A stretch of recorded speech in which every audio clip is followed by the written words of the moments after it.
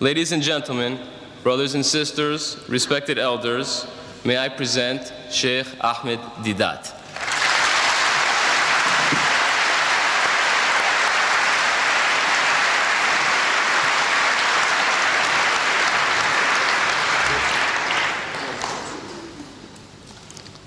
أعوذ بالله من الشيطان الرجيم بسم الله الرحمن الرحيم وإن عاقبتم فعاقبوا بمثل ما عوقبتم به ولئن صبرتم لهو خير للصابرين صدق الله المولى العظيم.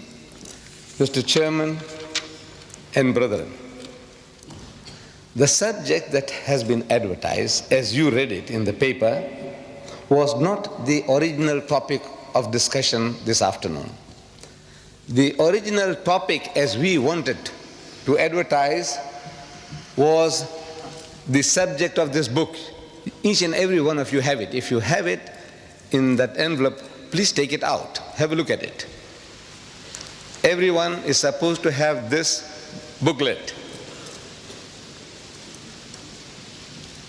The cover, it says, How Salman Rushdie fooled the West. That is how we wanted to advertise, in two colors, which we had planned. We sent it over, the negatives, for publication. But the so-called British Free Press, they couldn't stomach it. How Rushdie fooled the West. They said they won't advertise that. They won't take our paid adverts. Believe me, I'm talking about your great country, which stands for freedom of speech and expression. For who? Not for everybody, for certain selected groups. This innocent advertisement, how Rushdie fooled the West, they couldn't stomach that. So we had to change it for their benefit to say a challenge to the giants of the British literary world. These giants, the so-called giants, who are standing in support of Rushdie, I have been reading their statements. They said, never mind what he says, we support Rushdie. Never mind what he says. He is a god. He is their god today.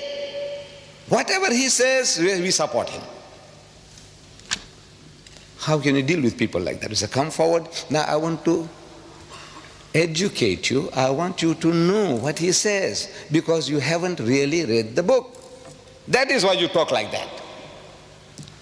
An amazing thing, I'm telling you now, really speaking, nobody has really read the book, Muslims and non-Muslims. Because I'm meeting your people in this country, journalists, and I'm asking them, they're asking us, I'm asking them, have you read the book? Most of them say no. They are honest. But some of them, they said, yes, we have. So I asked them, what have you read?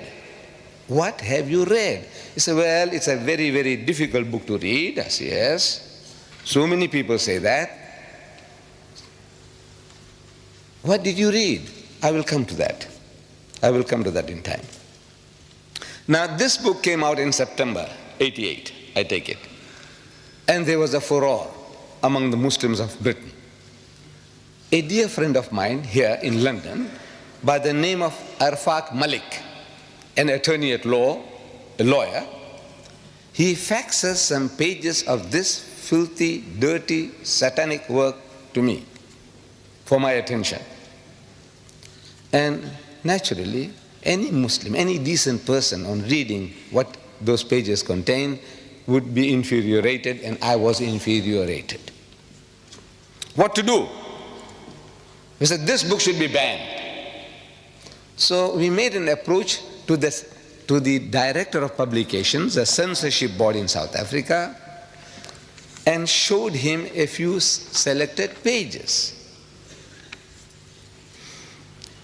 And it did the job. It did the job. In a country where we are less than 2%, we have no vote, no voice. One white man can buy the whole lot of us out, lock, stock and barrel. One white man, that's what we are worth.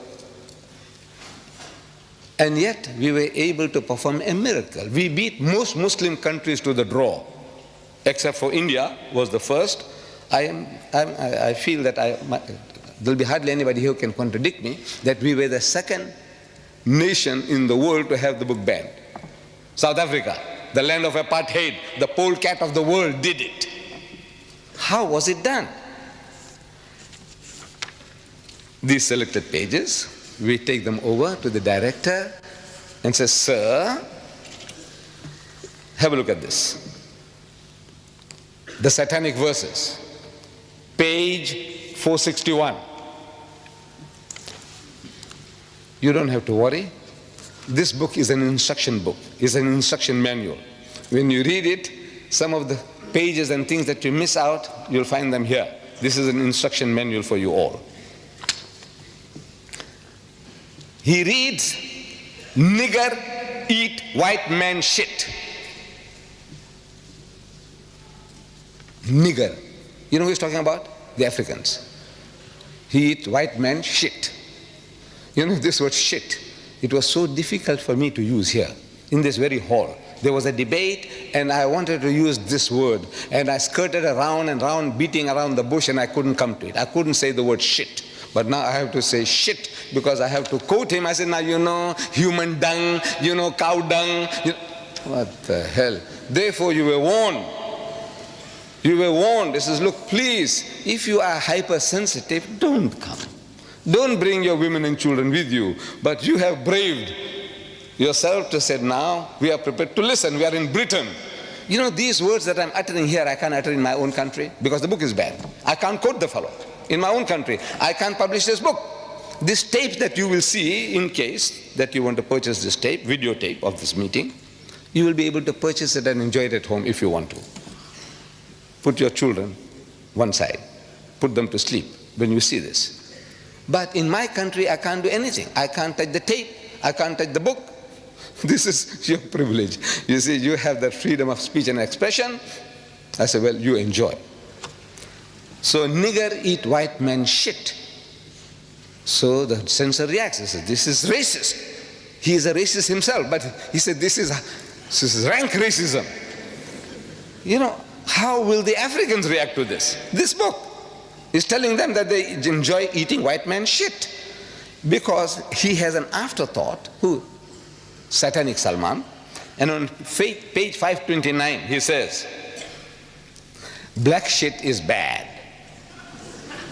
So for this brown Britisher, white shit is good, acceptable, but not black shit. Our censor says, look, this should be banned.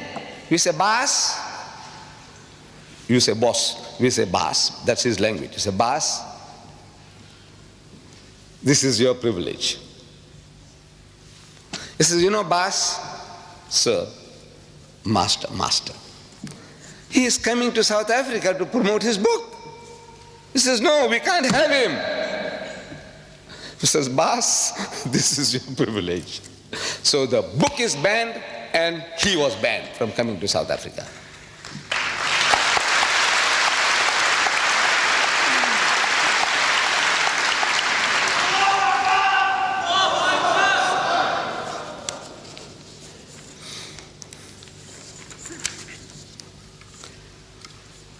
We could have done the same thing here.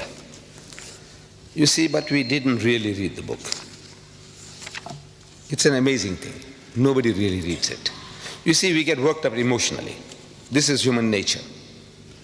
Something that hurts us, we have no time to think. If I was here with you during those days, I would have joined you. In your marches, in your crying, in book burning, I would have been one with you. But you see, I'm at a distance. And from a distance, you see more things than what you are now directly involved. You are in it. You are under pressure, under attack. You are barbarians. You remind them of Hitler.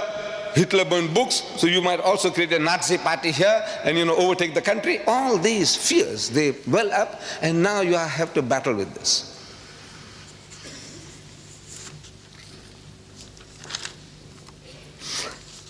Now I am qualified to speak on this for a number of reasons. Number one, you see, I am an elder brother of yours. To some of you, I'm an uncle. Some of you can call me grandpa. I'm an old man. number one. Number two, I have read the book. Nobody can say, well, look, did you read the book? And say, no, but this is what people say from hearsay. So no, I read the book. Number two. Number three, I'm one of you. You see, to everybody, I'm a South African. But if I tell you that I carry a document with me, a British passport, 63-year-old passport, you believe it? There would hardly be a single senior citizen in Britain who would be having a British passport 63-year-old. If you open it, you'll see my picture when I was 9-year-old, what I looked like then. And I cherish it. Well, by God, I cherish it because of that picture more than anything else. But now I value it. I'm a Britisher by birth and by holding a British passport. I would be looking forward to the pleasure of creating a senior citizens, British passport holders of 60 years and more. If your father or anybody, your grandfather has got a passport 60 years and over, let me know. We would like to create a society in Britain. So I am qualified. Now what? In retrospect now, because it's far away from all those happenings, now I can talk more freely. I said, look, what I would have done. I couldn't have. If I was in the midst of you, I couldn't have thought all these things out. It's impossible. See, when you are under pressure, under turmoil, and the mass hysteria that can be generated by things like this, you can't think. So I'm not too clever. What I'm going to tell you now, say, hey, this guy's too clever. I'm not, wallah. I tell you, I'm not clever. I am now benefiting from other people's experiences. I have been watching your TV debates on these topics. People send me the videotapes. I watch them from Britain, from America, and I'm getting educated by those debates. I said, what's wrong? Why don't these people tell the fellow, when questioned, what is it that's creating such temper, such anger in you? What makes you so angry? So the guy says, he spoke slanderous things and he stored filthy language. One of these programs I'm watching, the nearest a brother came to answering. He's prodded. What did he say? And I watch his face. See, the camera was on his face. And I can see that he's in hell. He doesn't know how to get out of that situation. So he takes a deep, he said, what is it? So he said, he used word like benchod. 50 million people, the Americans are listening. What did it mean to them? Nothing. And you get enraged. You want to go and kill the man for that? What did he say? I said, our cases have been going by default. If you read the book, here, if you took the right approach, the approach, even now is not too late. I will show you ways and means. Very cheaply you can get things done, very cheaply. Not with the gun, not with the bomb, not with the stone. Very cheaply, by God. I show you how it can be done. I said, you should have contacted one of these Tory MPs. Tory, you call it Tory. This Conservative Party, Margaret Thatcher's Conservative Party. Tory. How you pronounce it? Tory. One of these Tory MPs, and showed him, he says, look, have a look at this, sir.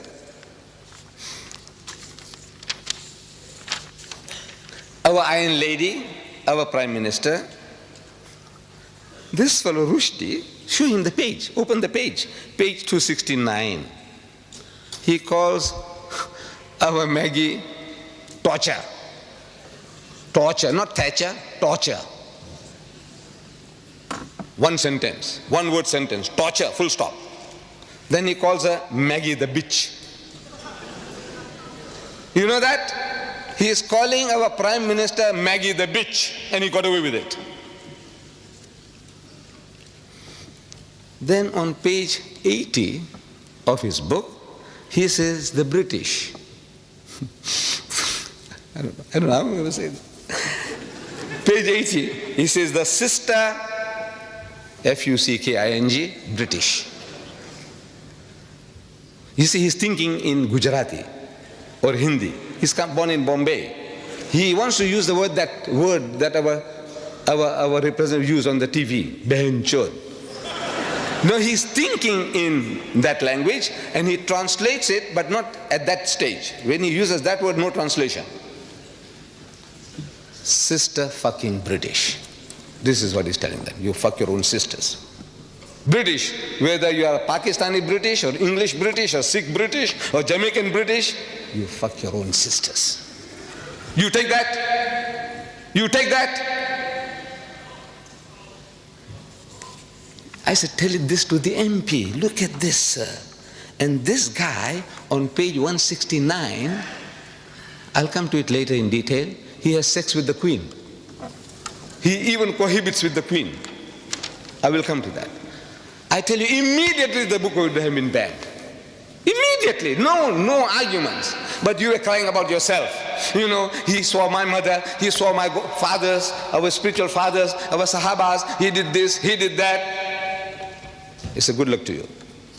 You are a people, you know, you have been a challenge to us for over 1,000 years. You conquered once Christian lands, never to be retaken. The whole of North Africa was Christian.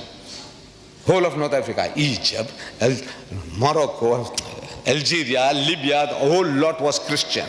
The whole of the Middle East, Syria, Palestine, what you call Lebanon, all this was Christian. You came and ruled Spain for 800 years. You knocked at the gates of Vienna. You have it a challenge. And even now, when you are down and out in the gutter, even now you tell the guy, he says, look, sir, don't drink. Drinking is bad. Gambling is bad. No dating, no dancing, no courting. Don't eat the pig. Don't you? Wala taqulu salasa. Don't say Trinity. Look, you are a thorn in his side. Now for a change, your own child, one of your own, he's put a pineapple up your backside. See how it feels now? He's getting sadistic pleasures. He's getting pleasures in our pain. You cry, you wail, you burn books, you march, he's happy. He's getting a subtle revenge on you through your own.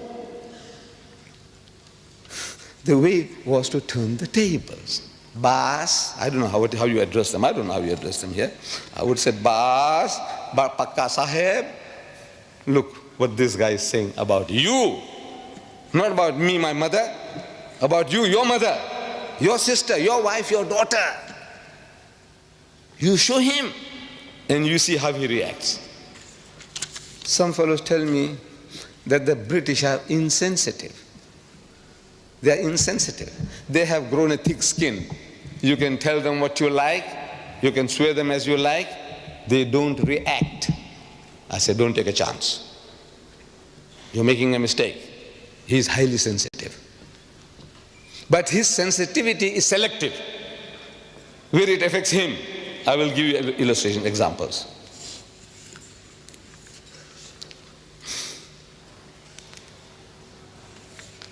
Right. So generally, they pose us the question, have you read the book? And when we say no, they have a big laugh. They have a big laugh. Now for a change, you should ask them, have you read the book, sir? He says, no. And you are armed with this booklet of mine. You just memorize some of these statements, verses, and you quote him.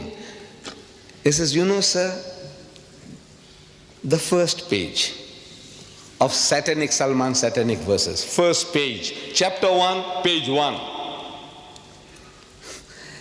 He says, a direct quotation I'm giving you, direct quotation from the book, page 1. Don't go far. Start with page 1. You have been going too far. You know, you have been going to page 268 and 200, 300. Don't go that far. Start with page 1. If you have been reading, you can start with page 1. Even before page 1, you can start with his prologue, his prophecy about his own destruction. Not a place to rest his foot upon. No place for him no peace. That's what he's saying. He's prophesying somebody is making him to write. He said, look, this is your end, this is your destiny. That's the first page, really, but he doesn't number it, so we take chapter 1, that page, first page, he says, proper London. This place here, London? Are we in London? Yeah, proper London. Bye. Here we come. Those bastards down there won't know what hit them. Which bastards? Londoners.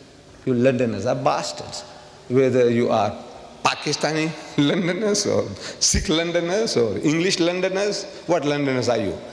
If you are a Londoner, you are a bastard, and the things are coming down to destroy you. Direct quotation. Now, how does he feel? He said, look, he's calling us all bastards. You accept that? If it came from you as a Pakistani or as an Arab, the guy will punch you on the jaw. You know that? But this is a son-in-law. He married your sister, your daughter, a British girl. So you have to take it from him. No? You see, we people from the East, we seem to respect our son-in-laws, our brother-in-laws more than our own children. You know that? Because he is my son-in-law, my daughter's happiness is at stake. He is my brother-in-law, my sister's. This is our mentality. Is that the English mentality too? I don't know. But they have some special feeling towards this satanic Salman. So he starts with bastard, very mild. But I said, wait a little till he gets warmed up. Let him get warmed up. That's first page that was. He uses, on that first page, 16 Hindi words. 16, 1-6. For which he gives you no meaning. And you lap it up. I'm talking about the English now.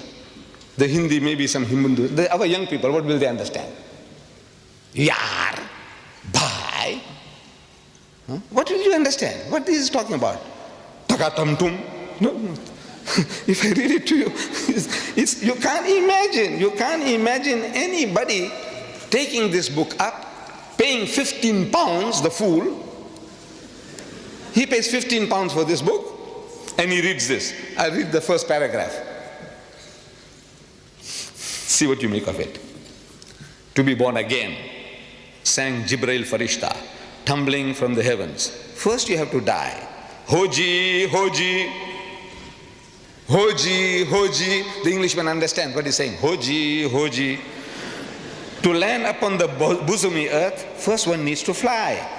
Tata, takatum. The Englishman laps it up. Very nice, very nice. What? Indian spice.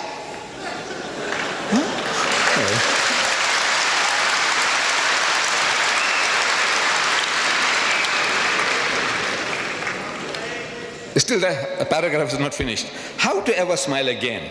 At first you won't cry. How to win the darling's love? Mister, without a sigh.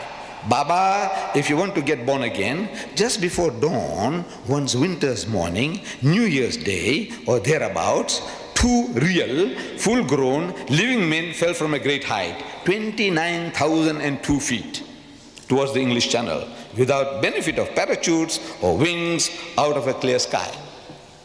And this is a masterpiece of the English language. Yes, for which gets a Booker Award. He gets a Booker Award for that. And it carries on 16 words.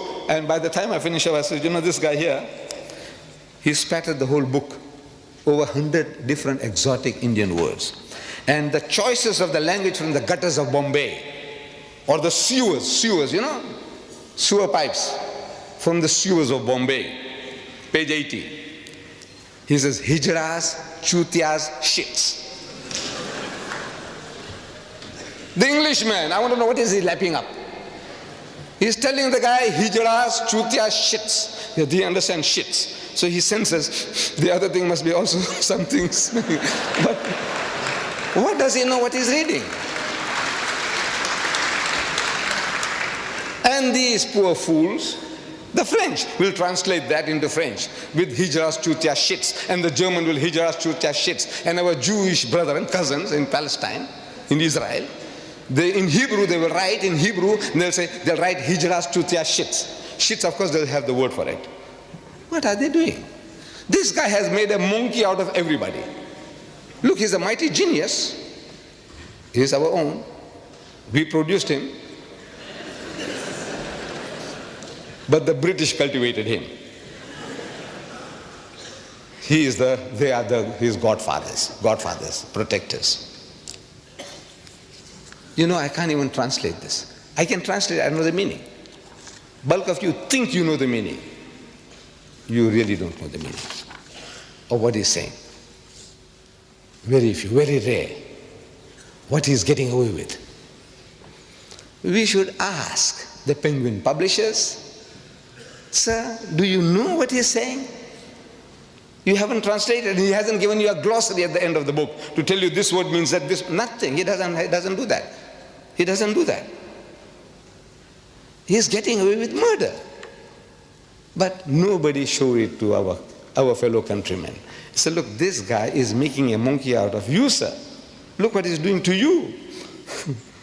We must ask the Josephine Pauline Thompson of the General Secretary of the PEN, you know, this society of all these essayists and editors and writers and playwrights and all that kind of thing. They have a society called PEN, acronym for all these things.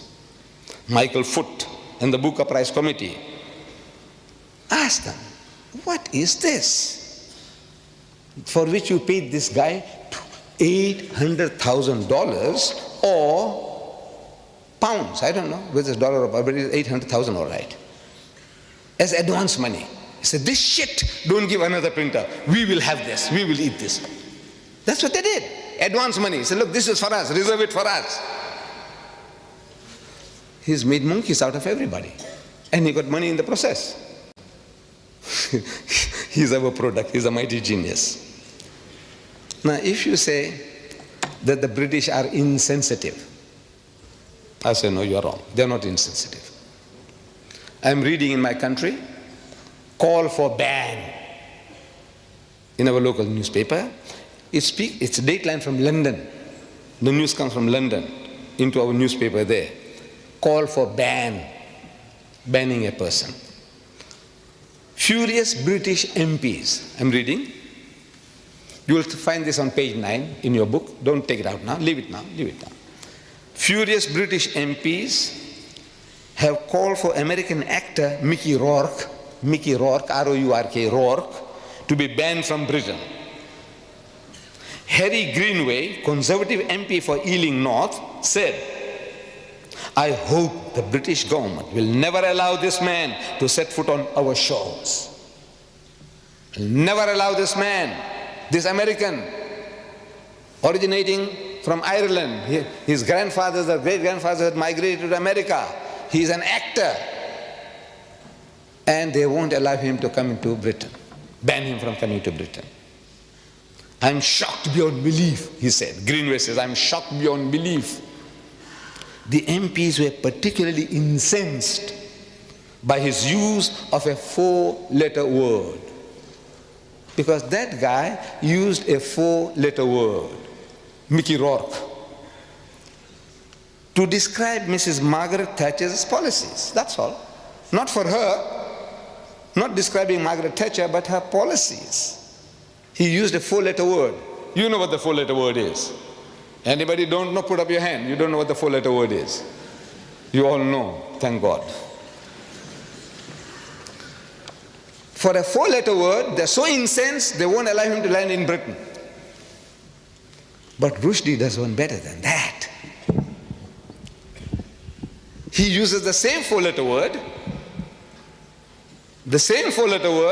for which the Mickey Rourke can't come to Britain, but he improves upon Rourke by making it active. That guy said F-U-C-K, he ends it by I-N-G, ing. The first word gets stuck in the throat of the British, and the second one goes down, slips down easily, because he makes it ing, fucking policies. Can you imagine? No, double standards. No, they didn't know. He uses 4 in half a paragraph. He uses that word 4 times to describe Margaret Thatcher's policies. Listen. Oh, full stop. That's a sentence. Master of speech. No, it is. Look, the shorter the sentence, look, they tell us, in language writing, if you can, full stop. That's a masterpiece. It is. If you know about writing, you'll agree. No, that's a master. Full stop. She's radical, all right. Talking about Margaret Thatcher. She's radical, all right. What she can fucking achieve is literally ... I'm only quoting direct quotation. Direct quotation. I'm not going to add any words of my own. Because I told you in my book here, it's unexpurgated. I don't interfere, I don't improve, I don't try to add or delete or soften, nothing. These quotations are unexpurgated as they are in his book. You can check it up. And if you find that I'm pulling a fast one on you, every mistake you take out, £100 for you. You say, no, he didn't say that, £100 at a time. Find out. Any typographical error will be accepted. But a misquotation, £100 for you, for every mistake you find. Check it up with his Satanic Verses. Is literally ... from fucking Surrey and Hampshire ... Nobody has ever tried to replace a whole fucking class before ... No, when I say ... it's there in the book ... 3 dots. ... This country, your Britain, that's stuffed full of fucking old corpses. Page 270. 4 fuckings in half a paragraph. And the British accept it. You know why? Because they don't know. You didn't educate them. You didn't show it to them. This is what I want you to do. This little booklet. Any guy who talks to you says, "Boss, sir, come and have a cup of tea with me. Look, sir, what does he say? How does he speak?" About us, about our people. And you say he's got the freedom of speech and expression, unlimited, absolute. Is it absolute? He can swear anybody's mother. He can swear you. Ask him, is it right? Ask him. Ask them. But they don't know. By God, they don't know. These authors, these so-called giants of British literature, they don't know. They haven't read the book. He uses that word 52 times in this book. 52 times. F-U-C-K-I-N-G. 52 times. Open page 11 now, that book of mine. Open page 11. Page 11. You must have the book with you. We made it that every seat that one would take will have a book there. Page 11. You have a look there. Every letter of the alphabet. 52 times he's used that filthy, dirty word. 52 times. One for each week of the year. He didn't miss that. One for every week if you take it up. Kalma padho uska. One for every week. 52 weeks in a year. One for every week. Starting with A, under A. Under A, you see it there. Fucking A. Full stop. Page 245. And carries on. Allies. Americans. Argentina. Under B. Beatles. Bedpan. Under C. And the C. Class. And again. Creep. Clowns. Commandos. You got the pages there. Look, check it up. If one statement is false, £100 for you. You can mint money without costing you anything. Next page, page 12. You see under diff, under F, under D. What a thing, what a book. You want me to go through it? You want me to go through with this? Huh? And he wins a Booker Award. He gets $800,000 advance money for this. Literary masterpiece. No, you read it. What can I say? I'm forced to say it's fucked up the English language. The bastard.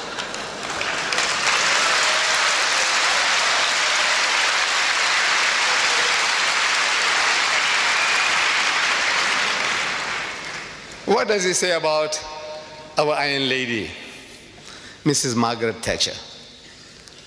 You know, I don't know why. My wife, she is not educated. She is not educated. But she has a special liking for Mrs. Thatcher. When Mrs. Thatcher appears on the TV screen, all stations close, all stop, all work stops. She must listen to her. You know, maybe it's her militancy, her forcefulness, the clarity of her expressions. She is very clear. She loves Mrs. Thatcher. My daughter, she loves Mrs. Thatcher. They don't understand her policies. Look, you might want to question me. Please don't question me about her policy. I don't understand myself. But I also admire her. You know, the way she speaks, I like that lady. On page 269, he says, this torture, Maggie the bitch. Maggie the bitch. I'm asking, is that right? To call the leader of your nation a bitch.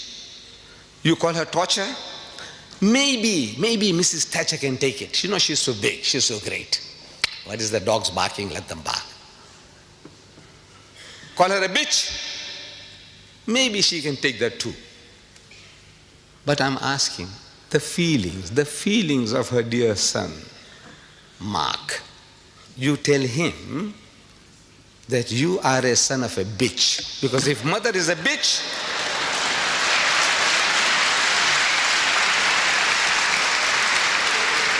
so no, I'm not saying it. Rushdie says that you are a son of a bitch. By God, I tell you, he'll punch you on the jaw, break your jaw. I have seen him on TV. I know what he looks like, a great footballer when he was in South Africa. You say that, look, I'm not saying it, sir. Mark, these are not my words. Rushdie says that you are a son of a bitch and I'll give you one on the jaw. What about the feelings of her darling daughter, Carol? You tell her that Rushdie says your mother is a bitch. How would she react? I ask you. No feelings? You have no feelings. They have no feelings? What are they made of? Stones? No, they're human just like you and us. By God, I tell you, they will react. I didn't hear. Iron Lady, she's Iron Lady. I said she can take it. But now, what does Islam say to that? What does Islam say? Allah tells us in the Holy Quran, do not defame nor be sarcastic to each other. وَلَا تَنَابَذُوا بِالْأَلْقَابِ, nor call each other by offensive nicknames. This is our teaching. Don't call people by offensive nicknames. Iron Lady, maybe it's an honor. You say, look, she's tough and strong. She can do more than a dozen men's job. She's great. She takes it as a compliment. Torture, is that a compliment? We know it's not. He's distorting Thatcher to torture. Allah says in the Holy Quran, where? In Surah Hujurat. Where do you find Hujurat? In the book, in the Quran. How do you find Hujurat? I said, look, if you have this book, you must have it. You live in this country without this book? I don't know what I can tell you. This book here by Abdullah Yusuf Ali, this translation, at the back of it has a very comprehensive index. Somebody gives you a reference, Hujurat, and the H, look for Hujurat. It'll tell you chapter 49. 49 is easy to find because every page is numbered. Every page is numbered. Once you find 49, as an ayah number, verse number 11, easy to find. So you read the وَلَا تَنَابَذُوا بِالْأَلْقَابِ, and do not call people by offensive nicknames. Teaching you. Or another place under slander. Don't slander. Give you references. Don't backbite. Gives you references. What do you want to know? Anything you want to know, everything here is on your fingertips. And this is your privilege to have this for £5. Almost 2,000 pages for £5. There are fools who are paying £15 for 547 pages. This Satanic Salmans, Satanic Verses, 547 pages. Thick, these are thick pages, cheap paper. They are out to mint money. The cover is beautiful. The cover, as you see, is very beautiful. It is beautiful. You know, I mean, the coloring, the production is good. But it's only a piece of paper. This is hardcover, solid, gold written. This is paper, but however, it looks very nice. 547 pages of filth, rubbish for 15 pounds. This 2,000 pages, 5 pounds. 2,000. This is Fletcher Bible paper. But most of you, I know you haven't got it. You haven't got this book. You have to arm yourself. They are available outside. We made it easy for you. Don't go start hunting for this book. You won't find it at Foyles. If Foyles had it, they'll charge you 50 pounds. Make it impossible for you to buy. 5 pounds outside here is highly subsidized. Get it. For yourself, for your neighbor, for your employer, as a wedding present, as a birthday present. There's no better gift you can give to your family, friends, and even to your employers, even the non-Muslim. 5 pounds, 5 pounds, 5 pounds. Take them one at a time. 2, 4, 5, 10, take them. Keep them. Maybe you might not be able to repeat the 5 pounds for 2,000 pages. This is 15 pounds for 547 pages. This filth and rubbish. So Allah says, don't defame people. Don't call people by offensive nicknames. What about bitch? Calling a person a bitch?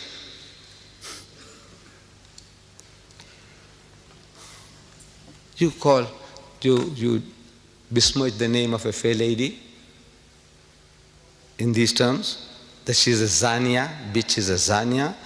Other words, softer words, they call them tat, they call them call girls, call them hookers, whore, harlot. This guy, he calls her a bitch. In the house of Islam, anybody making such an attack upon anybody's personality, he must produce 4 witnesses. So-and-so is a bitch, produce 4 witnesses, eyewitnesses.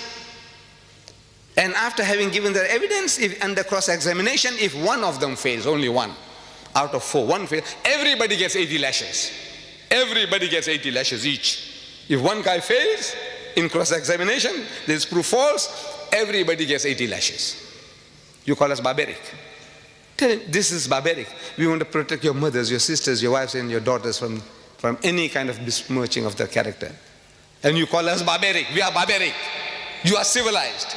Everybody's mother, sister, daughter, wife, you can call them bitches, whores, harlots. What else? Hookers, tats. What else? What is this?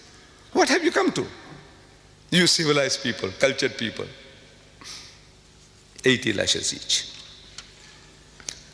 He does not even leave our queen, Her Majesty, the defender of faith. She is the defender of faith. Our queen, my queen, as a British subject. My queen. He has sex with her. Listen to this spicy piece. We should read to the British. He said, look, this is what he says. He doesn't even spare our queen. Chamcha. I'm quoting, direct quotation. Chamcha, that's him. If you read the whole book, then you know he plays different roles. Like Dr. Jekyll and Mr. Hyde. He goes as Jibril Farishta, that's him. Chamcha is him. But in both cases, he's like Mr. Hyde. You saw Dr. Jekyll and Mr. Hyde, he's Hyde all the time. But he makes people to say words. Chamcha. He makes one of his characters say, Chamcha. He found himself dreaming of the queen, of making tender love to the monarch. She was the body of Britain. Who? The queen. She was the body of Britain, the avatar of the state. She is the avatar, the spirit of the state. And he had chosen her, joined with her. He joined with her. In holy matrimony? In what? He joined with her. She was his beloved, the moon of his delight. Page 169. What is he saying? he joined with her. You might find some of these clever elects, who come along and say, look, man, you are exaggerating. You don't know what you're talking about. Join could mean in prayer. They'll all pray together. Hallelujah, hallelujah, hallelujah. I said, please, please, please. You see, every book is its own best commentary. Every book. You ask any Christian, he will tell you that the Bible is its own best commentary. I will say the Quran is its own best commentary. And by extension, the Satanic Verses is its own best commentary. The book itself, if it can reveal the secret to you, you don't have to look for it outside. The meaning, you don't look for it outside. Let's see how he uses his word joined in another place to tell you what he means. In case you misunderstood, you're so dense or such a pervert, you want to exonerate anything he says because he's your God. Whatever he says, you say, no, I support him. So if you want to support him, now listen now. He says, I'm quoting, direct quote, page 479. Wild donkeys,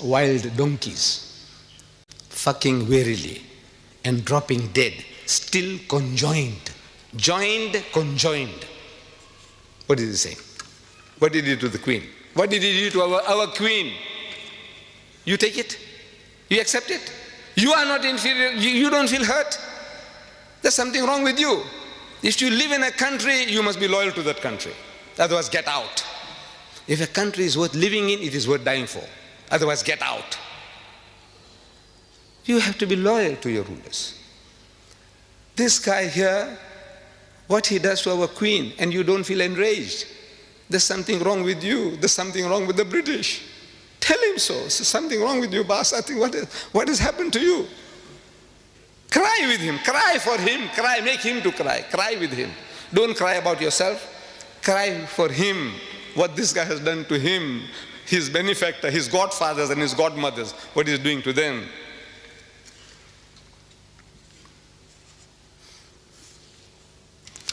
They are now reading this book in public. This is an obsession.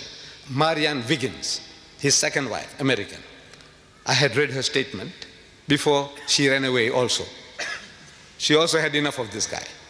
First what he did to, if I have the chance I'll tell you what he says about doing to white women.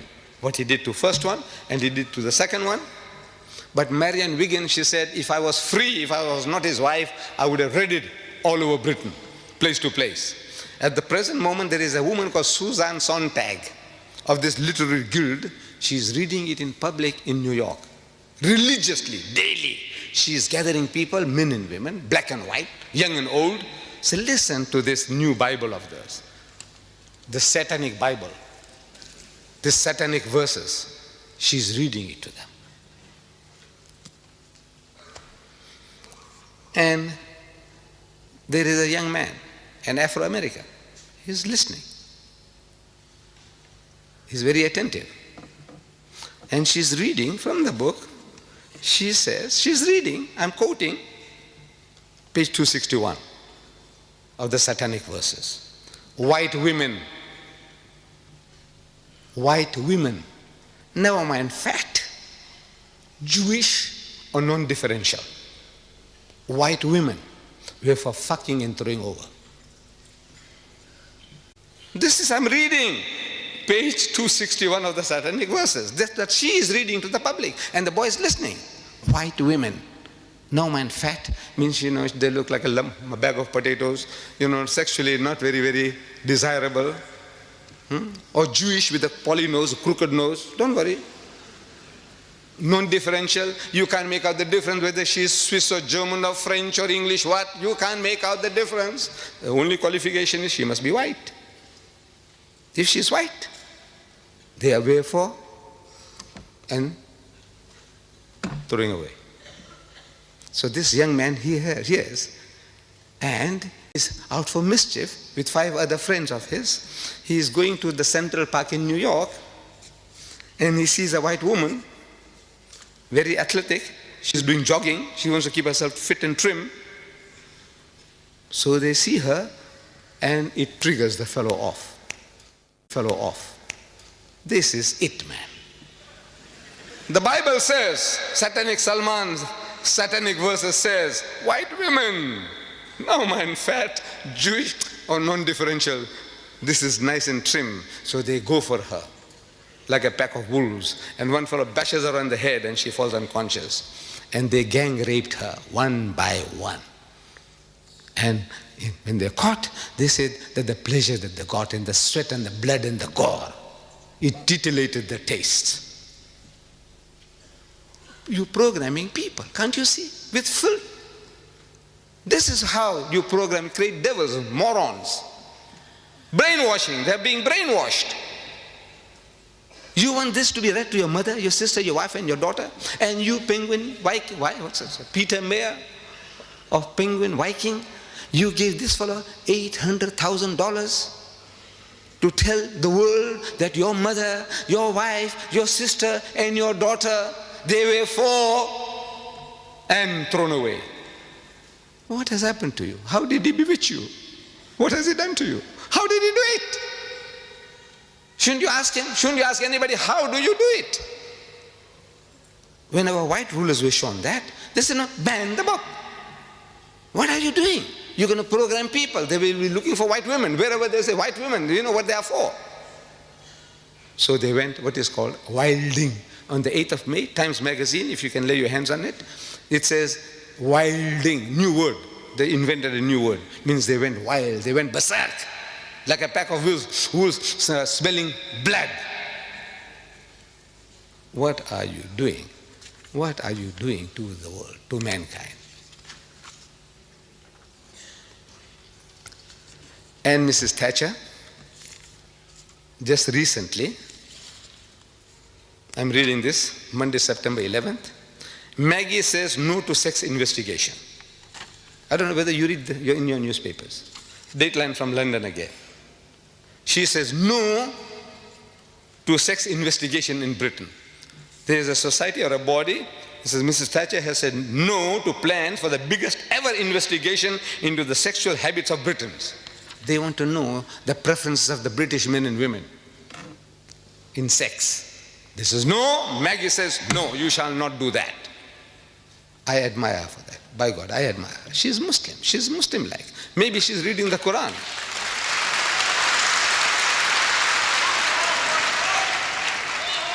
Because Allah tells us in the Quran, evil should not be noised abroad, broadcast, except where injustice has been done. Because once you say things, there are things you can insinuate and you can program people. Like this. Look how easily people can be programmed. British girls are too easy. British girls, I'm reading from Sunday Times, one of the leading newspapers, Sunday newspapers in South Africa, dated July 9th. It says, British girls are too easy. Latin lovers reckon there's no skill in chatting up British girls because it's too easy to get them into bed. The Italian stallions in the holiday resort of Rimini hold a Playboy of the Year contest, earning points for each girl they make love to. They have a contest. Prim, Catholic Italian girls merit 10 points. If you get a prim Catholic Italian girl, if you get her into bed, 10 points for a bonk. One bonk, you get 10 points. French girls, if you can bed a French girl, you get 6 points. And if you bed a German Fraulein, you get 5 points. But British tourists are worth just 1 point.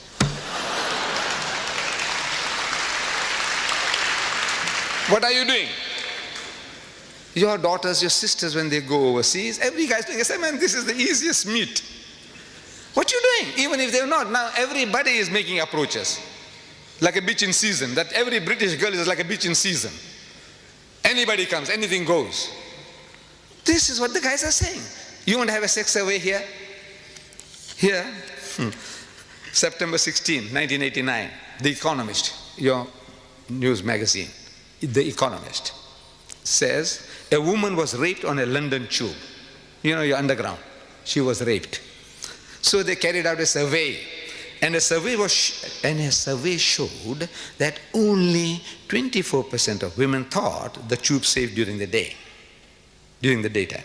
Only 24% of women thought the tube safe during the daytime, and only 1% at night. You know what they're telling you? This is semantics, playing with words. They're telling you that 99% of your mothers and your sisters and your daughters are terrified at night, 99%. But they say only 1% feel safe. Instead of saying 99% feel unsafe. The masters of language. This is how they do it. You want the world to know? You want to take statistics? Dr. Kinsey, the American, he did it. The Life of the American Female. The Life of the American Female by Dr. Kinsey. I read it.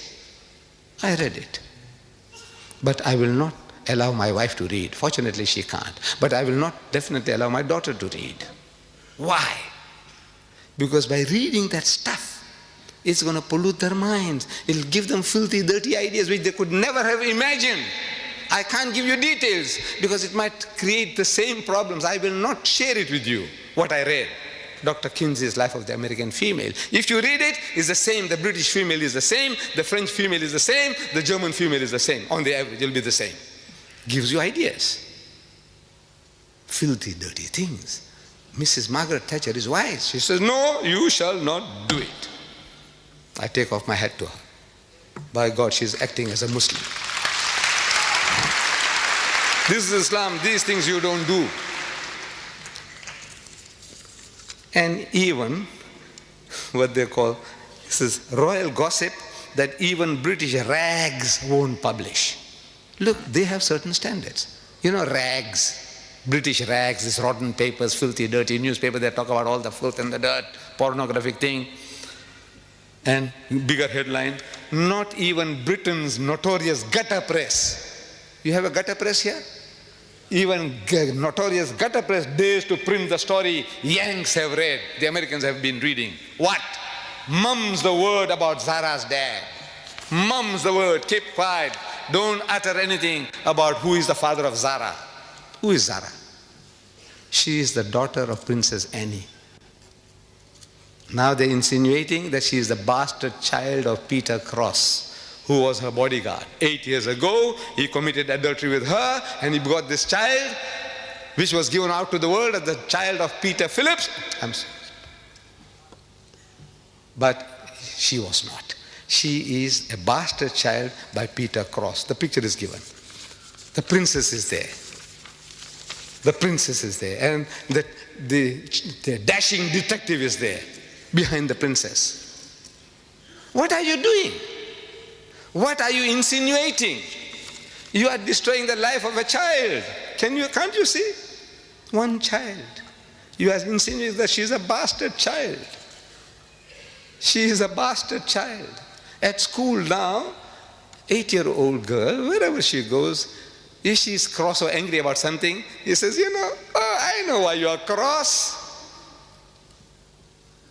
Zara, I know why you're cross. Because you are the daughter of Peter Cross. Can I say, look at her, look at the picture. Maybe she was sullen or in a moody, this thing. Here, they give you a picture where she's sullen, she's moody. He said, you see, she's cross because she's the child of Peter Cross. And this starts where it started in Britain. One of your leading newspaper men here, the doyen of British newspapers, of the Daily Mail, columnist, Nigel Dempster. He goes to America and he makes these insinuations. He says Mr. Dempster was offering his expert opinion on the recently announced separation of Annie from her Mark Phillips, her husband, the undisputed father of Annie's son, Peter, age 11. Undisputed. He's got it blood tested. Can you imagine? He says now he's undisputed. How do you know he's undisputed? But now he's undisputed. He's giving the guarantee that the 11-year-old boy is undisputed his father's son. Asked by an interviewer to explain the breakup of the marriage, Mr. Dempster said, the problems dated back to the birth of Zara and cited long-standing allegations of an affair at that time between Annie and a dashing detective, Peter Cross, who was then her bodyguard. The newspaper says it's an old trick. Get the story published over here, means in America, first, and then you can write about it at home in England. You say, the Americans say, I'm not saying anything. The American newspaper said that Zara is the bastard child of Peter Cross. Can you do that? In the house of Islam, can you get away with that? By God. But this we want to protect, we want to help you, we want to teach you, but you can't teach, you can't help if you don't know the book yourself. If we don't know our own book, we don't know the games that they're playing, to be warned. Once you know, you can deal with the matter better. We are told, Allah tells in the Quran, Ya ayyuhallazina amanu, say, O you who believe, Ajtanibu kathiran min adh-dhann. Say, avoid of much of suspicion as possible. Inna ba'da dhanni ithmun, because in most cases suspicion is a sin. Wala tajassasu, and do not spy upon one another. Wala yaghtab ba'dukum ba'da, and do not backbite or slander one another. Ayuhibbu ahadukum an yakula lahma akhihi maytan. Is there a single one of you? Is there one of you who's prepared to eat the meat of his dead brother? That's what you are doing. The person is not there to defend himself or herself. You are eating your dead brother's meat or your dead sister's meat. Allah is asking, is there one of you who's prepared to do that? Eat his dead brother's meat? Even cannibals don't do that. They love your meat, love my meat, but not his brother, and carry on dead meat at that. فَكَرِهْتُمُوهُ, says, stop. Nay, they will abhor it. Unko karahat hogi, karahat. They wouldn't like it. Wattaqullah, say, fear Allah. Stop it. Inna Allah wa tawwabur rahim. Even now, Allah is of forgiving, most merciful. Jo ho gaya to ho gaya. What has happened in the past has happened. Stop it. No more. This is barbaric. This is barbaric teaching. These are satanic verses. The Habib says these are satanic verses. This is satanic? Is this satanic? Or you are satanic? Who is satanic? What is satanic? No, the trouble is also with us. We have let the Quran down. We don't know our own book. This ayah, how many of us have read? How many of us are trying to live by it? Very few. You know why? We are not programmed with it. To be programmed, you read, and you become aware and implement it in your life. This was from Surah Hujurat, again, chapter 49, ayah number 12. Don't spy, don't snoop, no snooping, no slander.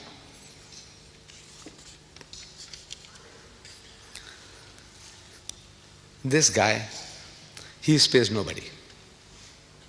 He spares nobody.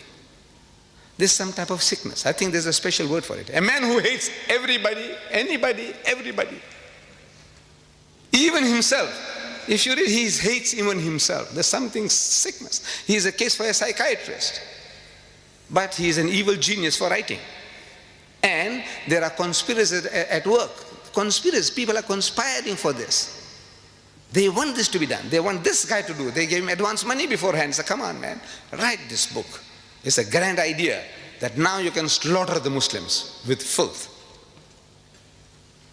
I said he spares nobody. Even my Hindu cousins. My ancestors were Hindus. I come from Bombay, India. My ancestors were Gujarati Hindus. I'm thanking Rajiv Gandhi. We all Muslims, we must thank Rajiv Gandhi for banning the book. But I'm telling him in my little booklet, I says, Rajiv, you have done yourself a great favor. I will not attribute motives to him. Oh, he wants to curry favor with the Muslim voters. No, don't do that.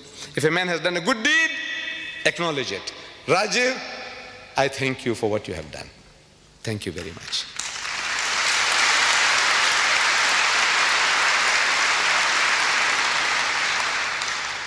But this is the benefit of a good act. If you do something good, the benefits, the rewards are so much greater. You are actually helping yourself. I said, you have done yourself a great favor by banning the book. Because in that book, maybe he didn't know, maybe the Hindus don't know, that he hasn't spared the gods of the Hindus. He hasn't spared the gods. On page 539, he says, a direct quote I'm giving you now. Here was a lecherous drunken Rama. the God of the Hindus. Rama is the seventh incarnation of God, according to Hindu philosophy. Krishna is the eighth incarnation of God. Buddha, the ninth incarnation of God.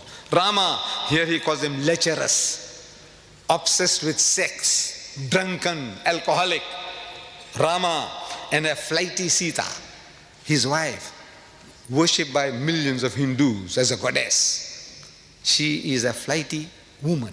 Flighty doesn't mean flying away from sexual approaches. Flighty means one who is easily excited, easily aroused sexually, like a bitch in season, randy.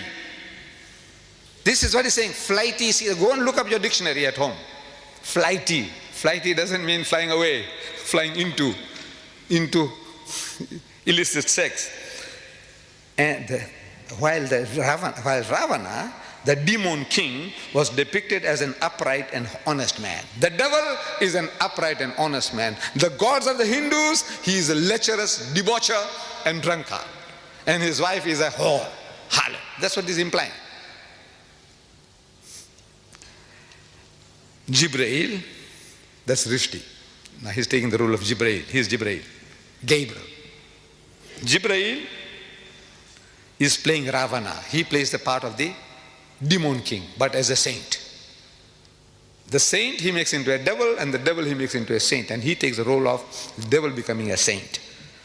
George explained in fascinated horror, looks like he's trying deliberately to set up a final confrontation with religious sectarians, knowing he can't win. Look, he's writing, Rushdie is writing this. A prophecy about himself that, look, he's doing this. He's trying to create a play within a play, a dream within a dream, so he can get away with this. I was only dreaming. You know, when he had sex with the queen, he was only dreaming. He didn't literally do it. That's how these perverts will say, look, he was only dreaming. I said, you khabis, when he wrote it, he wasn't dreaming, was he?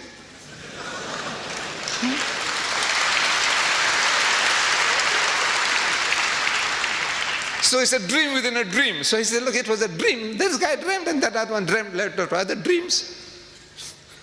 He says, a final confrontation with the sectarians, knowing he can't win, that hell he'll be broken to bits.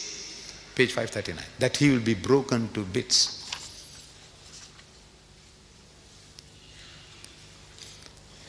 My dear brothers and sisters, the problems generated by the satanic Satanic Verses in his notorious book are too vast for any one person to handle.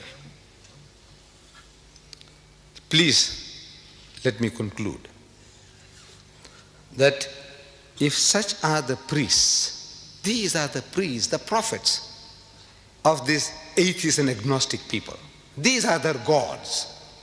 If such are the priests, like Rushdie and his fellow travelers, with a Bible like the Satanic Verses, God bless the congregation. And if such is the generation congregation, then God bless our queen. God save the queen.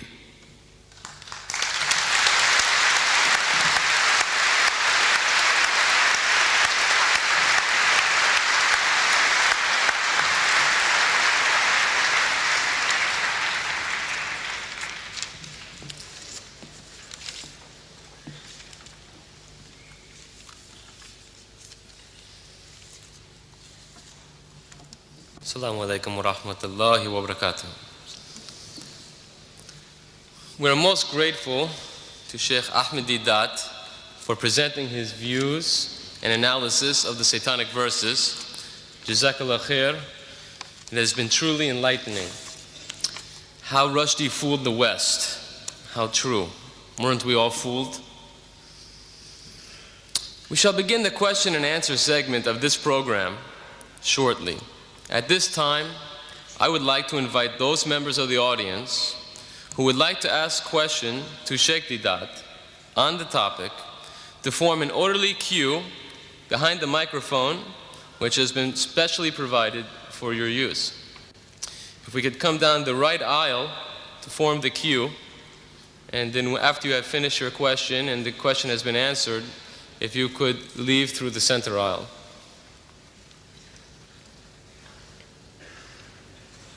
Identify themselves. They can identify. While you are forming the queue, it is essential that the following guidelines be strictly adhered to, so I would like to fill you in. This will avoid the chairman having to interrupt the questioner. This is a question time, not an opportunity for you to make a speech. If you want to make a speech, then I suggest you hire a hall, such as Sheikh Deedat has done today, the Royal Albert Hall, and he has graciously consented to entertain your questions. Please, only one question per visit to the microphone. If you have further questions, please just go down the center aisle and take your place at the back of the queue again. So this way, more people have an opportunity to ask questions, and as well, we get a broad range of questions. Please do not interrupt the answer. Ask your question and be respectful enough to listen to the answer. This is not a debate. Finally, please keep your questions succinct and related to the topic of today's lecture, how Rushdie fooled the West. It is not fair to the speaker or to the rest of the audience to ask a question on another topic. There are many tapes which you can purchase after this question segment, which will deal with all of the other topics. There are approximately 65 tapes. If you could see Brother Shamshad, I'm sure that he could help to fill any needs that you might have to get any of the videotapes. They can identify themselves and ask. And also, if you would please, before asking your question, identify yourself and then proceed to ask your question. Okay. I think then we're ready for the first question. If you could please, sir, identify yourself and ask your question. Assalamu alaikum. Wahib Hassan, a student. Just like to ask, should Rushdie die?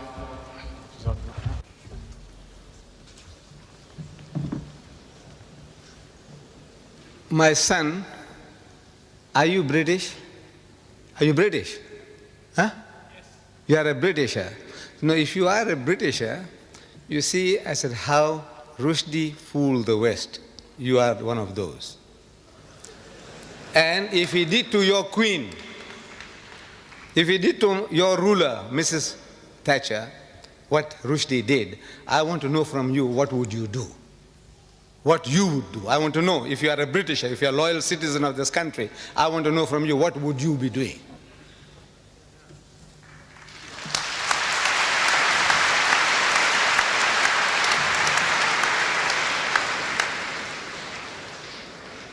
Incidentally, the topic of should Rushdie die really is a separate topic, and there is a video cassette. It's Should Rushdie Die, the Islamic Verdict, which also is available outside. The next questioner, please. I would like to ask that whether Satanic Verses can be an insult only against Islam, or it is an insult against all religions, including Christianity and Judaism. And if yes, is it not a good idea to ask the leading figures among Christians and Jews to express their views, whether they agree with the content of this book or not?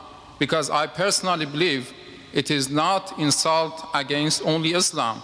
It is insult against all religions, including Christianity, Judaism, and Hindu religion. And the second thing I wanted to ask, because I or other people here might have the wrong impression that you are a supporter of any political figure, could you also clarify that point? Yes. Could you repeat the second part of your question, please? I or other people might have the impression that you are personally a supporter of certain political figures in this country. Please clarify also that point. Thank you. The second question first. I have no affiliation with any political parties or any religious groups. I'm a Muslim, and I stand here as a Muslim, and I speak as a Muslim.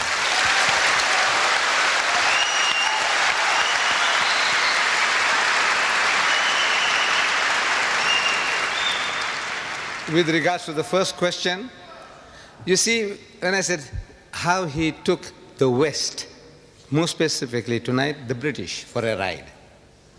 Now the British, you can't say the British are only Christians. My Muslim brothers say they are British. The Jews in this country say they are British. The atheists say they are British. So I said, look, everybody is involved. You don't have to carry any religious label, affiliation, to specifically address you. He says, now look, you as a Jew, you know, you are being attacked. You as a Christian are being attacked. I said the whole of humanity, or the whites in general, and we Muslims in particular, everybody is attacked. So we don't have to start separating. I said, now where is your stand? You as a Britisher, whether you are an atheist or a Muslim or whatever you are. If you are a Britisher, you live in this country, you have been enjoying the benefits of this land, I want to know what is your stand, what must you do? And I told you, I spelled it out for you. The thing we have to do is to educate the people about the book. When he opens his mouth, Rushdie, so come, let us talk. This is what I'm suggesting, that you call the people for a dialogue. Sit down, man, give him a cup of tea. Give him your bhajjas and samosas. I don't know whether you understand that. You see, you ask the Pakistani what I'm talking about. You know, I don't know whether you are from Iran or from where, what the bhajjas and samosas, whether you understand. But our bhajjas and samosas will do the trick. Give it to the guy. Give it to the guy and talk to him.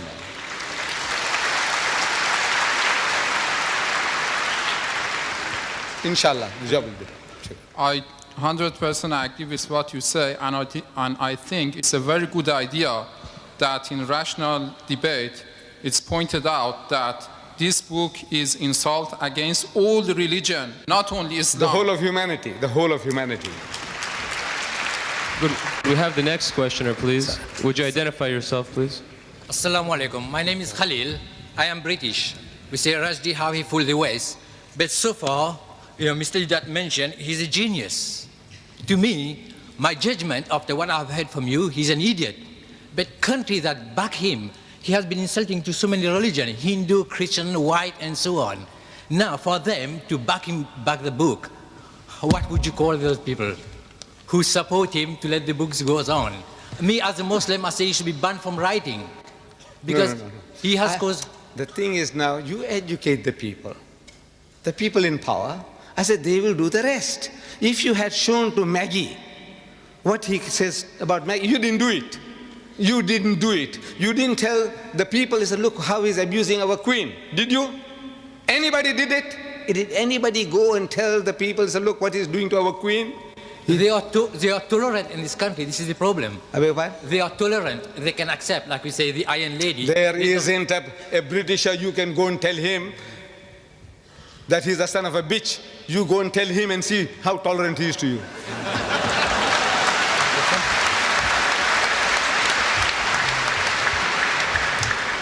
Would you identify yourself, please, and ask your question? Assalamu alaikum. Ladies and gentlemen, brothers and sisters, Sheikh Deedat. Like all Muslims, I'm incensed by what Rushdie has written, and I feel I must protest. According to what you said during your marvellous lecture to the Quran, we cannot nickname people or mimic, is that right? Then how would I feel when I read your book on the first line refer to Satanic Salman and the picture with the horns and the hat? Is that against Quran or not? Could you please clarify that point with me? Thank you. Thank you. Well, let me say, look what he did to me. See, if I swore you, anybody will justify you swearing back. Am I right? Am I right? Yes. If I swore you, you swear me. You swear me, I swear you. And people will say, well, you just can't help. That guy did it to me. What he did to me, my natural reaction, I'm not perfect, by God, by far from perfect. I'm. Could we have quiet, please? Excuse me, you had your chance. If you would like to ask a question, please go to the back of the queue. Could you please be quiet? You had your chance to ask 3 questions. Now, why don't you line up? Why are you sitting there like a dead duck, Why don't you line up there? You get your turn. You. Line up. Take your turn. Then we know who you are, what you're talking about. See, shouting from there. Now he's discussing strategy. How? Look, my son. I am like anybody else, like you, like anybody else. I am no saint. And I'm not perfect. I'm telling you, this is what Islam teaches. I, you, everybody, you must try to the best of your ability to live by it. Let's say to a degree, I have fallen short of that requirement. I have done it. I have done it. Good man. Thank you. The next questioner, please. Identify yourself. Assalamu alaikum. My name is Omar. I'm a Muslim. I need no other identification except the title that Allah in His infinite wisdom, power, and grace has given to me, and that is that I'm a Muslim. I heard much of what you said and I agreed, and I heard much of what you said and I was hurt and disagreed. I was pained for the children that were here and the language. Of course, we live in a world where language such as that is often used. But what pained me the most was when I heard, if I can quote you, and please allow for my inaccuracies. Sometimes I am often mistaken. If you live in a country, you should be willing to die for it. Well, there are many countries in which I'm willing to live, but there's certainly only one cause for which I'm willing to die.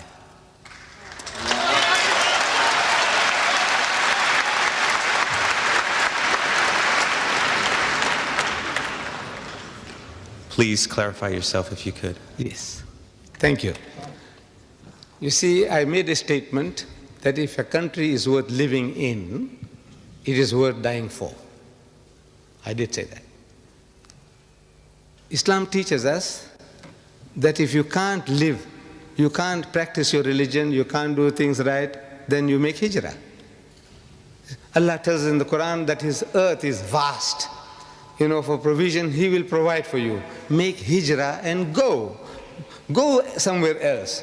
You have no right to remain in a place now. If you are not allowed to practice your faith, your iman, our thing is now, if you are not in a position to practice your deen, you must get out. That is all. So, but if it's worth, I said, if it's worth living in, your country is at war and you sit at home and say, let the people die for you, for your children. I says, no, you must be prepared to defend the country against any outside attack. Right is right, wrong is wrong. But you owe certain loyalties to your country. If you're in Pakistan, you have to defend Pakistan. If you're in Saudi Arabia and there's conscription, in my country, there's no conscription for the black man. But if there is, I can't help it. He said, look, if you live in this country, you have to fight for this country. Otherwise, get out. So this is the answer I can give you, my brother, that I said, if you think it's worth living in, then it's worth dying for. If it's not worth living in, then you are free.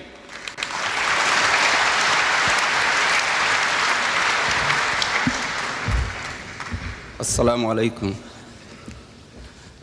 Brother Sheikh, in bracket, Professor Deedat, in your opening speech earlier, you mentioned the course you took in South Africa relating to this Satanic Salman.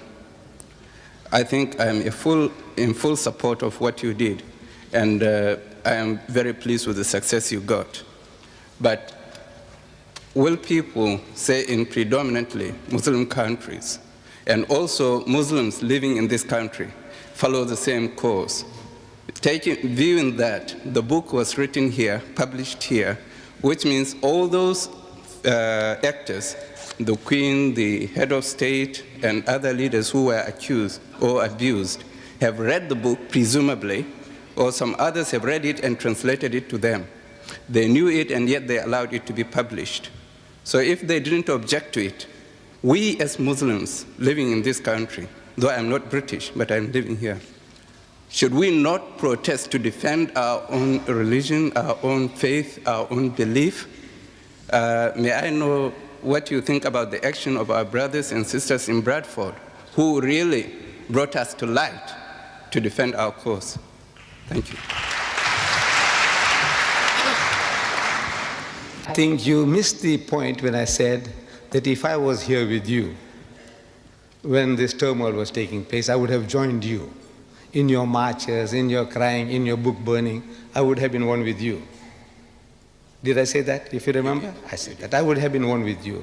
But now I said I have an advantage. I was far away, and it's taken some time for me to see things. In other words, now I can formulate ideas, which you in the midst of turmoil, sitting on a hot stove, you can't do. It's not your fault. I'm not blaming anybody that, look, why couldn't you do this? Why? I said, look, the reason is you were in turmoil. You are on the run. Like Jesus Christ. You see it in the Bible. The man is on the move. Every time he opens his mouth, people want to stone him. So he's on the move. It's a different circumstances from another man who is at peace and rest and he's able to deliver a message. So I have that advantage and experience from other people's mistakes. I'm benefiting. I said, look, this man here on the program was questioned. Have you read the book? And our heroes, almost all, they said no. So I said, no, I mustn't fall foul of that. Suppose I go to Britain and I offered 50,000 pounds to BBC TV. BBC TV, I offered them 50,000 pounds to give me 5 minutes on prime time to give them the best of Rushdie. I said, you want to read in public? You had the blasphemous banquet? Give me only 5 minutes and I give you 50,000 pounds. Give me 5 minutes to read to you the best of Rushdie. No reply.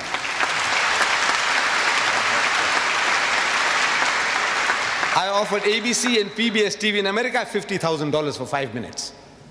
Give me 5 minutes. Why I'm able to do that is I'm benefiting from my other brothers' mistakes.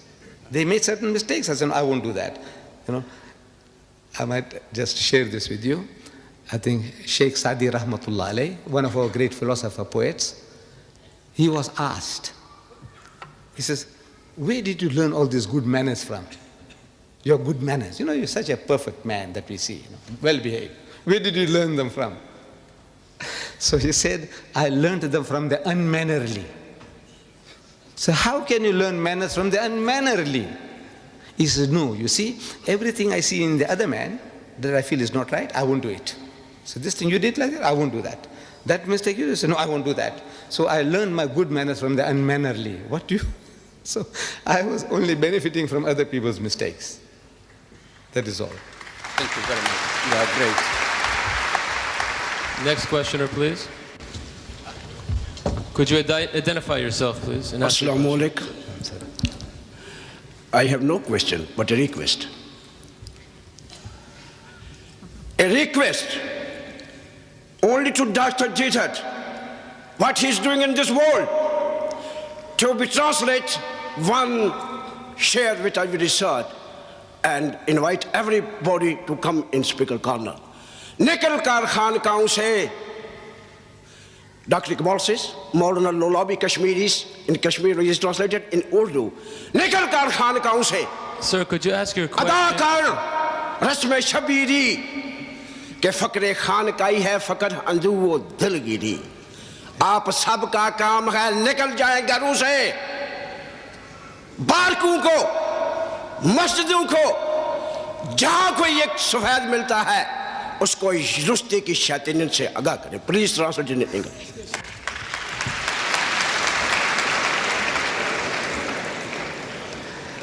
I'm not an Urdu Khan, but so a few words I understood was that instead of remaining in the monkeries and in your cloisters, you know, saying tasbih and sitting down doing nothing, so get out and do some work.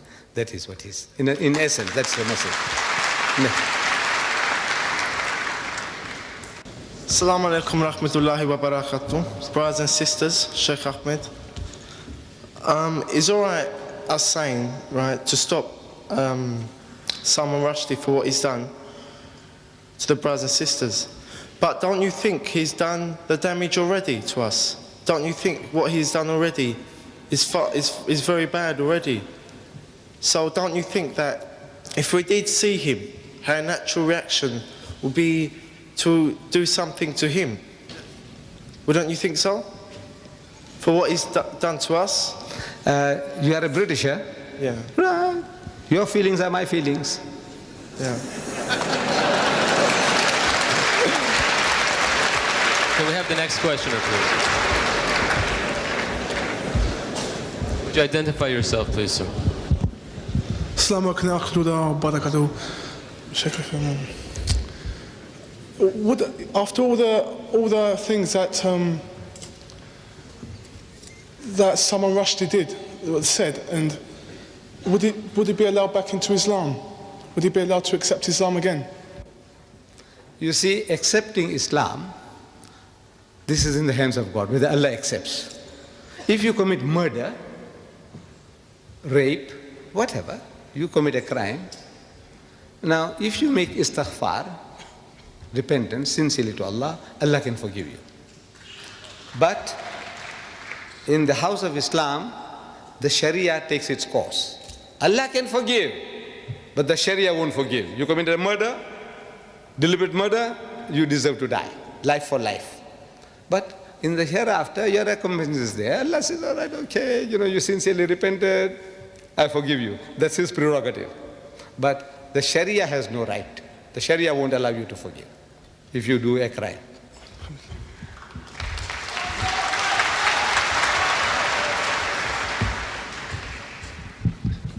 Assalamu alaikum wa rahmatullah. My name is Sayyida Kirmani, and I'm a British Muslim. And this question is to you, Brother Deedat. You mentioned in your course of speech the Islamic punishment for adulterers and slanderers, but you haven't mentioned the punishment which says in the Quran for the blasphemy that Rushdie committed. And as a Muslim, and as far as my knowledge goes of the Quran, your approach to Rushdie affair is in contradiction of Holy Quran. My second question is... Now that was a statement. My second question is... That was not a question, that was a statement you made. Do you agree with this? What? Do you agree with my statement? What statement did you make? What did you say? In Quran, the punishment for blasphemy against the Prophet of Allah is quite different. It's either by death or by stoning or cutting arms and legs. And that's what it says in Quran. Yes. Right, I'll answer you, my sister. We were dealing with the subject, how Rushdie fooled the West. Now, this thing I was telling you is so vast that this one person or one time you can't deal with everything. I have dealt with this problem. Now, this will be the third tape. Third tape on the same problem. Should Rushdie die? The Islamic verdict. Should he? That's the question. But now you have to get the tape. Can you tell us? Because we're all here. No. This is another lecture. You want me to deliver another lecture? No, just say No, wait. We started here at 2:30. It's 4:30 now. This will take another 2 hours. You want me to expound to you for 2 hours? Look, you can't just make statements. You have to get this tape. I'm only asking you if you agree with the Quranic punishment or you don't. I agree what the Quran says, and here we deal with it in total, 2 hours. So you agree with the Quranic punishment? How, as a Muslim, how can you disagree? That's all I want. I think that...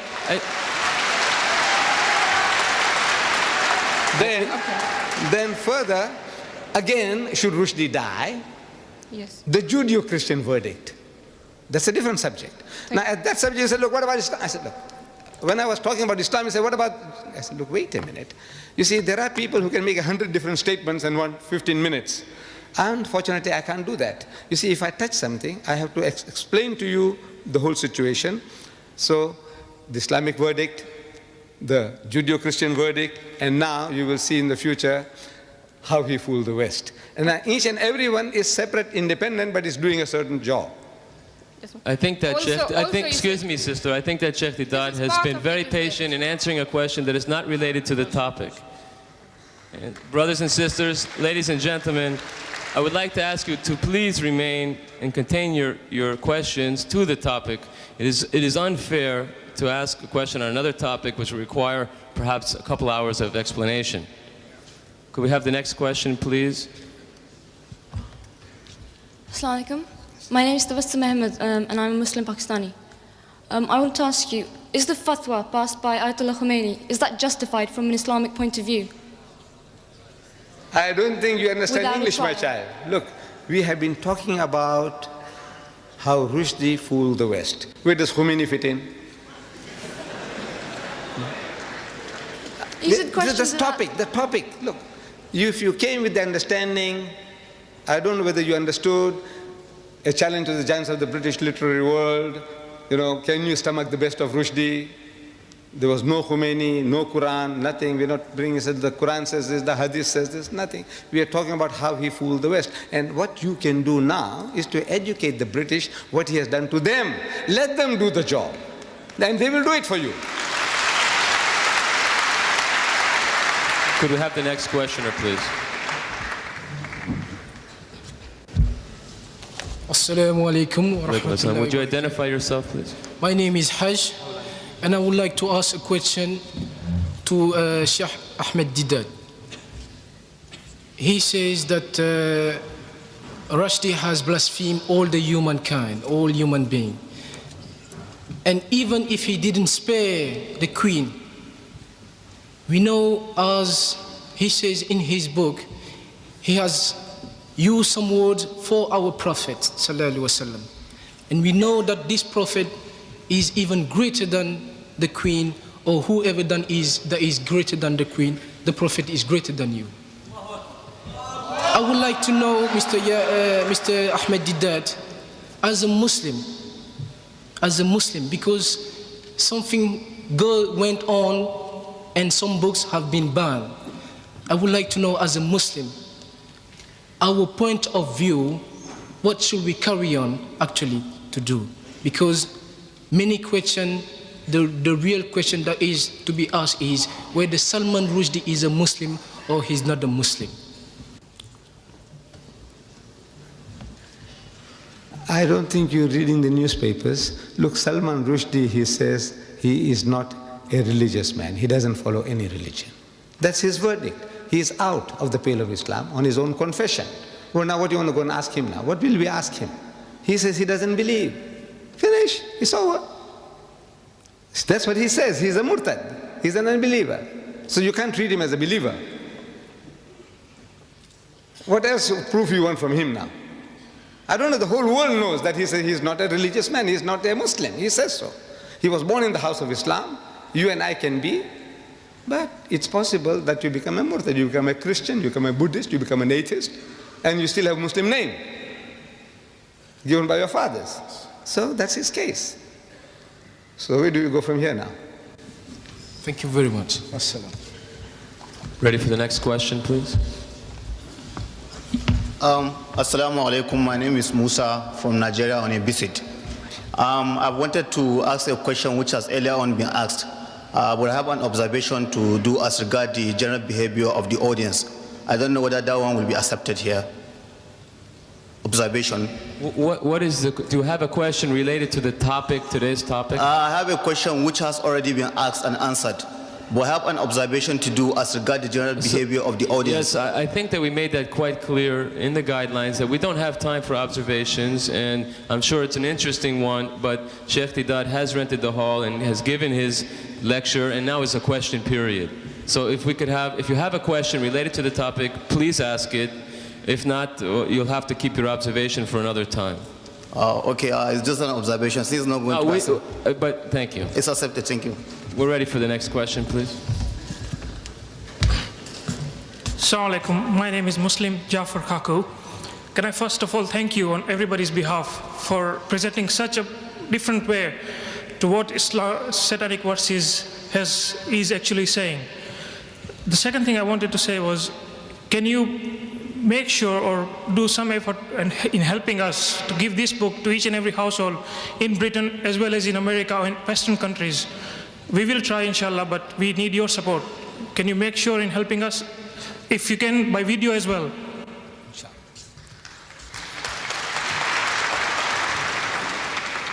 We are publishing 100,000 in Britain for free distribution, and another 100,000 in America for free distribution. I would like to see 1 million copies here and 1 million copies there. But now I'm appealing to you that don't kill the goose that lays the golden egg. You see, don't kill us. What you do is, how much does this book cost each? Roughly 15 pence? Right. This costs 15 pence. Buy 10. Buy 100 at 15 pence each, so you don't kill us. And you give them out on your behalf. You know, this is what you ought to do. That way you'll be helping us immensely. Because now I'm interested in publishing the 100,000, it's under print. But then I said, look, I want 1 million. Look, this book should be given out in the streets, in all the cities. Give them out freely. You know, you buy them at cost price. If you can publish them yourself, cheaper, we are giving you an open order inside. We want no royalties from you. We have no copyrights. You publish it, you sell it, you distribute it free. No restrictions whatsoever. So if you want to do that, you can have that privilege as well. You can print it yourself. Maybe it'll cost you 10 pence. Yeah. Maybe it'll cost you 5 pence. Go ahead and do it. But help us that way. Spread the book. Inshallah, we'll help you. But if you can start a fund or something just to publicize this book and the videos, I'm sure you'll get a lot of response from people who want to donate to this cause. No, we don't want donation. You just buy it yourself. If you have got no time, buy 100 copies only. Okay. For how many? 15 pounds. Thanks very much. Or something like that. Thank you.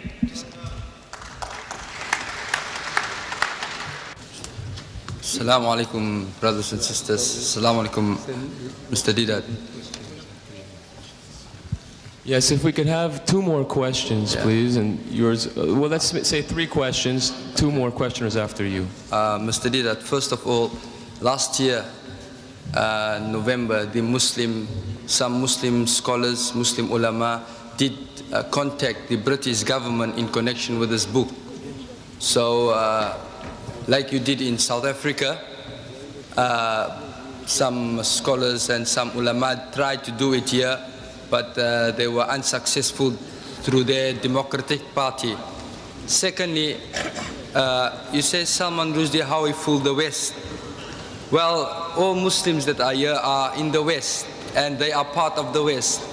And as you have briefed us on how he has said abusive words to people, there's a lot of people here that are non-Muslims, and it is mainly on, you never use the word why they insulted Prophet Muhammad sallallahu alaihi wasallam. The abusive language that he used and the technique that he used, he did not use the word Muhammad. Can you explain to me why you never brought up that word Muhammad? And this, I don't know, maybe you can give it to me better? I don't know. My brother, you see, I have discovered there is a wrong policy. Our policy now is wrong. He said, you know what he called my mother? You know what you're doing? You're spreading it now. Look, the thing has spread enough, it has harmed us enough. 40 Muslims have died, women have been widowed, children orphaned, and now I'm going to say, you know what he called my mother? You know what he called my Nabi? You know what? What the hell? I said, forget it, man. That's a thing of the past. We have paid enough price for that. Now we say, look, you, sir, what is doing to you? Forget about what happened to us. Because you crying about yourself is making the guy happy. But you must. Why be a fool? You are a fool when you say, now talk about yourself because he's feeling happy. He said, right, he did it to you. Forget that. That's a thing of the past. I know how I feel, how you feel. Because you must understand that there is non-Muslims also here. That's why they wanted to know why we... Don't waste time. Don't waste time. Go for the kill. Before we have the last 2 questions, I would like to take this opportunity, of course, to thank Sheikh Ahmed Deedat for all this time that he has given us. I'd also like to thank the organizers, Brother Shamshad Khan of the Islamic Propagation Center International, and members of his team who have worked so relentlessly, especially Brother Khadim Hussein, Brother Saeed, and Brother Majid Dodi, to make this event a success. Okay, if we could have the next questioner, please. Yes, if everyone after the last questioner can really go and sit down, because we just don't have any more time to answer your questions. Yes, this is the first one, and there is one person after him. And everybody, I'm sure, it's so nice that you do have questions, but unfortunately we have to have some time to cut off the program. So there'll be 2 more questions, this gentleman and 1 more, and the rest, if you could please sit down, and perhaps we'll have there will be other programs this week, and your questions perhaps will be answered at those. Yes, sir? Assalamu alaikum. My name is Mohammed Salim Dadabhai. I wanted to ask Ahmed Deedat is why the Saudi government and the rest of the Arab world did not support the Iranian in order to stop these Salman Rushdie books.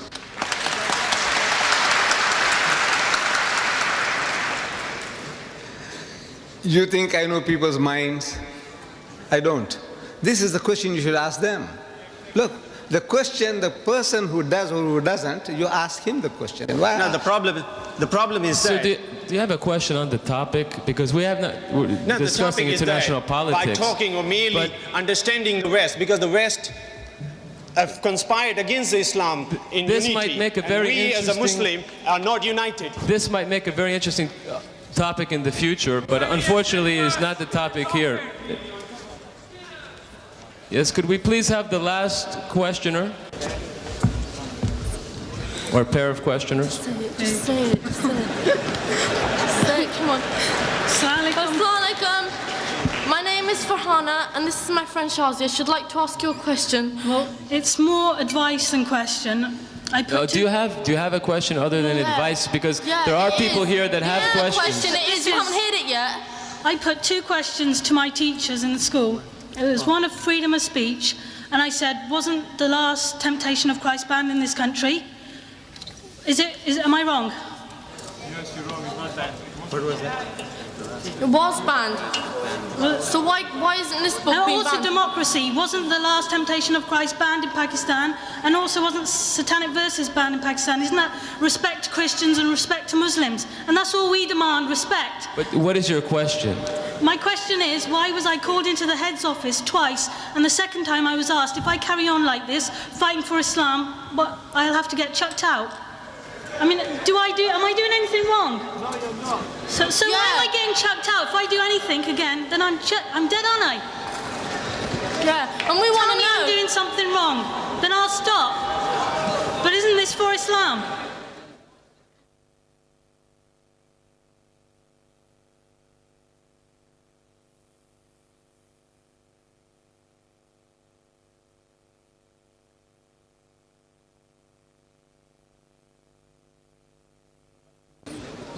I would like to wish each and every one of you, ladies and gentlemen, brothers and sisters, Assalamu alaikum wa rahmatullahi wa barakatuh.